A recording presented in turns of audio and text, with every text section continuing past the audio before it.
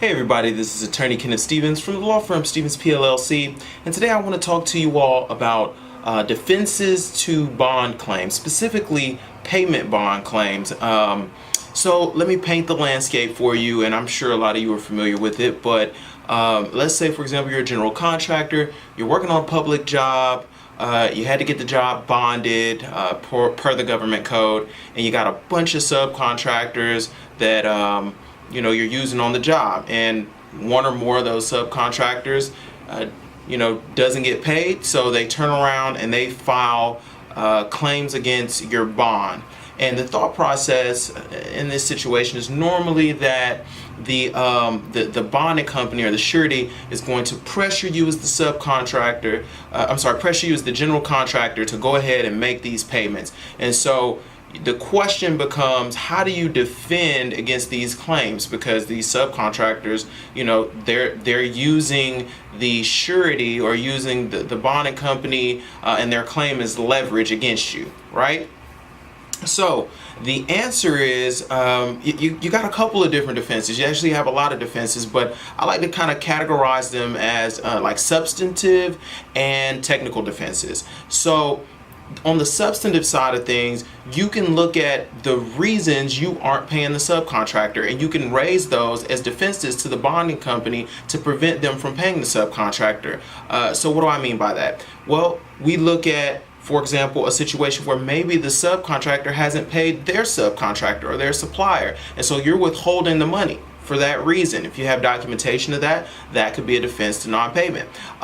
Maybe it's a situation where the subcontractor hasn't completed the work. They didn't complete the work that they've billed you for, and so you're withholding the money. If you have documentation of that, you can prevent the bonding company from paying them.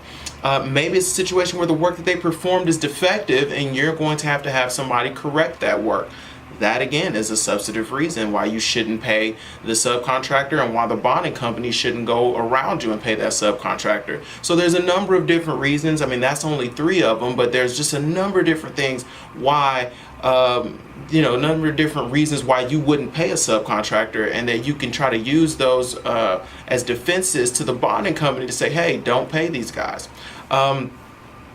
So those are a lot of the substantive defenses, or at least what I like to categorize as substantive, right? But then there's a whole category of technical defenses, and I look at the technical defenses as those that you raise when you're alleging that the subcontractor hasn't complied with the government code in a way that allows them to perfect their bond claim. So what do I mean by that? Well, in order for a subcontractor to have a valid bond claim, in order for the bonding company to pay it or to be forced to pay it, they have to comply with the Texas government code.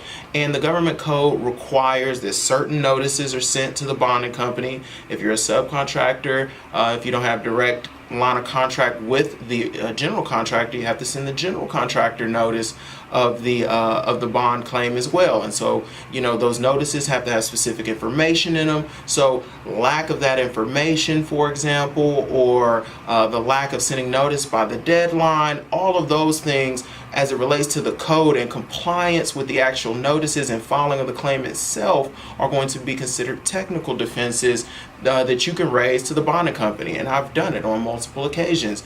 Get a letter from the bonding company, hey, this subcontractor has filed a bond claim. We go through, we look at the claim, we see that they're claiming money for a period that's beyond the notice deadline, or maybe we never got any notice.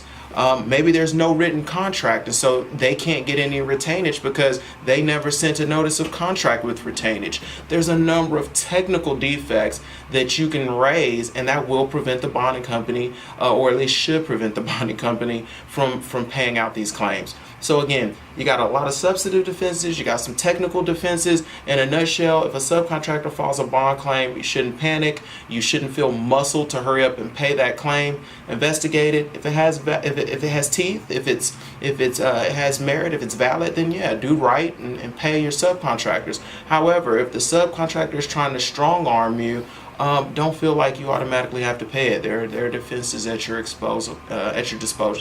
Anyway, I hope this is helpful. You all take it, share it, use it, and as always, happy building.